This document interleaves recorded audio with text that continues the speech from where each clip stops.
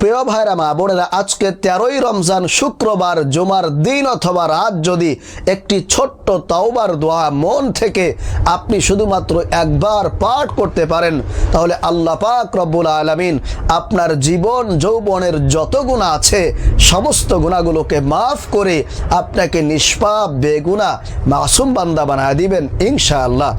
আপনি এই চোখ দিয়ে যত গুনাহ করেছেন, টিভি সিনেমা দেখেছেন, আল্লাহ পাক রব্বুল আলামিন চোখের সমস্ত গুনাহগুলোকে মাফ করে দিবেন। আপনি এই কান দিয়ে যত গান বাজনা শুনেছেন, অশ্লীল কথাবার্তা শুনেছেন, আল্লাহ পাক রব্বুল আলামিন কানের গুনাহকেও মাফ করে দিবেন। আপনার এই জবান দিয়ে যত মিথ্যা কথা বলেছেন, গীবত শিকায়ত করেছেন, মানুষকে কষ্ট দিয়ে কথা বলেছেন, আল্লাহ পাক রব্বুল আলামিন এই জবানের গুনাহগুলোকেও আজকে মাফ করে দিবেন। আপনি এই অন্তর দ্বারা, এই কল দ্বারা যত অশ্লীল জিনিসপত্রের কথা চিন্তা ভাবনা করেছেন, কল্পনা করেছেন, আল্লাহ পাক রব্বুল আলামিন এই অন্তরের সমস্ত গুনাহগুলোকে মাফ করে একেবারে অন্তরটাকে আয়নার মতো ঝলমলে পরিষ্কার বানায় দিবেন ইনশাআল্লাহ।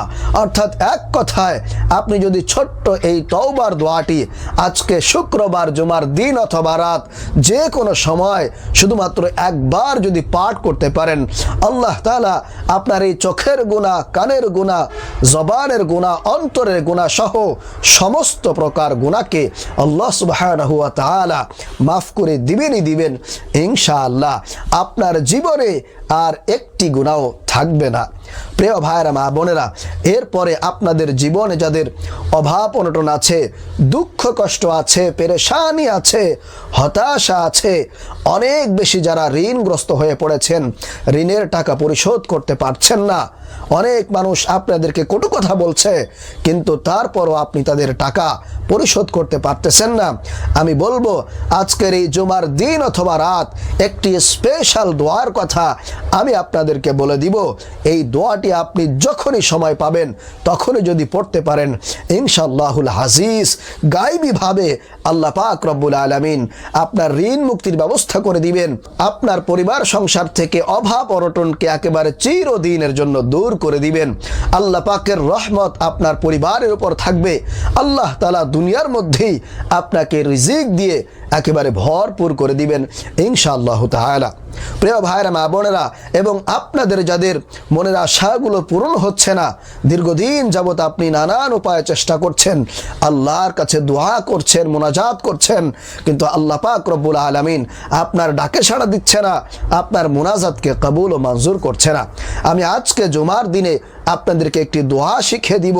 এই দোয়াটি পাঠ করে যদি আপনার সে কাঙ্ক্ষিত দোয়াটা আল্লাহর কাছে বলতে পারেন, আল্লাহর কাছে চাইতে পারেন, আল্লাহ পাক রব্বুল আলামিন আপনার মনের আশাকে আজকেই হয়তোবা পূরণ করে দিতে পারেন।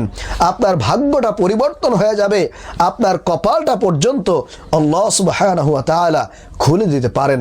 এজন্য প্রিয় ভাইরা মা বোনেরা, আর কাল বিলম্ব না করে চলুন আমরা সেই দোয়াগুলো সম্পর্কে জেনে নেই। প্রিয় ভাইরা মা বোনেরা, এই আমলটি করার জন্য আমাদেরকে সর্বপ্রথম ওযু করে পবিত্রতা অর্জন করে নিতে হবে। আর আপনি ওযু ছাড়াও এই আমলটি করতে পারবেন, তাতে কোনো সমস্যা নেই, তবে ওযুটা করে নিলে আপনার জন্য ভালো হবে, দোয়া কবুলের জন্য অনেক বেশি উপকার হবে।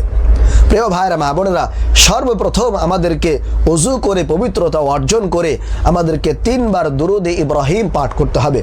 আমরা সকলেই দুরূদে ইব্রাহিম পাঠ করতে জানি, অতএব আমি আপনাদেরকে সেটি বলছি না, আপনারা দুরূদে ইব্রাহিম নামাজের যে দুরূদ আছে সেই দুরূদটা আপনারা পাঠ করে নেবেন। এরপরে আপনার গুনাহ মুক্তির জন্য, আল্লাহর কাছ থেকে ক্ষমা পাওয়ার জন্য সর্বপ্রথম আপনি আল্লাহর কাছে মনে মনে তওবা করবেন, মনে মনে আল্লাহর কাছে ওয়াদাবদ্ধ হবেন, লজ্জিত হবেন আপনার গুনাহের জন্য। আপনি আল্লাহর কাছে বলবেন যে আল্লাহ, জীবনে যত প্রকার গুনাহ করেছি আজকে তোমার কাছে তওবা করতেছি, আয় আল্লাহ আজকের এই জুমার দিনের ওসিলা করে তুমি আমার সমস্ত গুনাহগুলো মাফ করে দিও। এরকমটা মনে মনে চিন্তা করে আল্লাহর কাছে ওয়াদাবদ্ধ হয়ে আপনি যদি মন থেকে একটিবার সেই তওবার দোয়াটি পাঠ করতে পারেন, অবশ্যই আল্লাহ আপনার তওবাকে কবুল করে নেবেন, আপনার গোটা জিন্দেগির সমস্ত গুনাহগুলো মাফ করে দিবেন। প্রিয় ভাইরা মা বোনেরা, সেই ছোট্ট ইস্তিগফারের দোয়াটি হলো আস্তাগফিরুল্লাহাল্লাযী লা ইলাহা ইল্লা হুয়াল হাইয়ুল কাইয়্যুম ওয়া আতুবু ইলাইহি।